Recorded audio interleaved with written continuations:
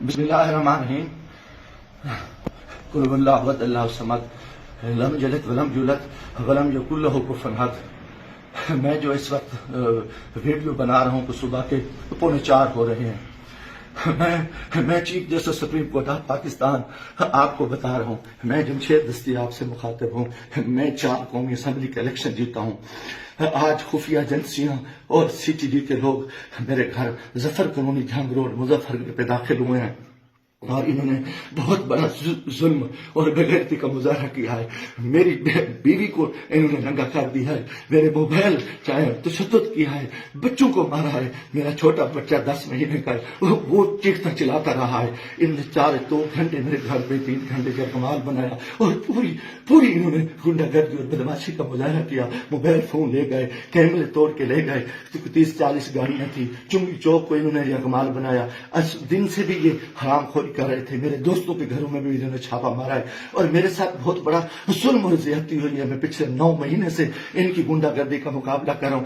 آج یہ ابھی بے غیرتی پہ آ گئے, انتہا پہ آ گئے. چیف جسٹس صاحب, خدا کے واسطے میں پاکستانی ہوں. اتنا بڑا ظلم میں سوچ نہیں سکتا اور میرے ساتھ اتنی بڑی زیادتی ہو گئی ہے کہ میرا جرم یہی وجہ کہ میں اس ملک کے ساتھ کھڑا ہوں, اس قوم کے ساتھ کھڑا ہوں. میں ایک ورکر کلاس سے آیا ہوں اور میرا یہی گناہ ہے کہ ہم عمران خان کے ساتھی ہیں. انہوں نے کتنے دنوں سے میرے اوپر ایک کیس تھا. میں نے ملتان بینچ سے جو ہے نا حفاظتی ضمانت کرائی. پھر اس کے بعد میں نے مظفر گڑھ سے بھی آ کے ایک ضمانت کرا لی تھی, اس کی عبوری ضمانت کرا لی تھی اور کوئی کوشش نہیں. اس کے باوجود میں ہیڈ پہ رہ رہا تھا. آج رات انہوں نے جو بے غیرتی کا مظاہرہ کیا ہے میں کبھی سوچ ہی نہیں سکتا اور میرا دماغ کام کرنا چھوڑ گیا ہے. اور میں اس کے ساتھ ہی اپنے قبیلے کے دوستوں کے برادری سے دوستوں سے جو میرے امیدوار ہیں سب سے کہتا ہوں کہ خدا کے واسطے اکٹھے ہو جاؤ. اتنی بغیرتی ہم اپنی عزتیں اتروا بیٹھے ہیں. اتنا بڑا ظلم اور اتنا بڑا جبر, اور میں کبھی یہ سوچ ہی نہیں سکتا تھا کہ یہ اتنی بغیرتی کریں. یہ سی ٹی ڈی کی گنڈا گردی کے لوگ, ان کے لوگوں کو یہ الیکشن لڑا رہے ہیں. یہ خفیہ ایجنسیاں یہ بھی کو ڈالیں, انتہائی بے غیرتی کا مظاہرہ کر رہے ہیں. خدا کے واسطے لوگوں آ جاؤ, کچھ نہیں بچ رہا. میں مرنا چاہتا ہوں, مجھے مار دیں, گولیاں مار دیں. میں ان بے غیرتوں کا, ان حرام زادوں کا میں مقابلہ کرنا چاہتا ہوں اور میں اسے عزت جو ہے نا کہ گئی ہے, گھر کی ہے اور چار دیواری کی ہے. میں گولی قبول کرنا چاہتا ہوں, مرنا چاہتا ہوں. خدا کے واسطے چیف جسٹس صاحب, خدا کے واسطے الیکشن تو تباہ ہو, الیکشن تو فرق ہو چکا ہے, الیکشن تو گنڈا گردی کی بھیڑ کر چکا ہے کہ ہمارے سارے لوگوں کے انہوں نے کاغذ مسترد کیے, بدماشی کی. اب ہمارے گھر عزت محفوظ نہیں ہے. خدا کے ہمیں گولی مار دو چیف جسٹس صاحب, آپ ہمیں گولی مار دیں خدا کے واسطے. ہمیں ہماری عزت نہیں بچی.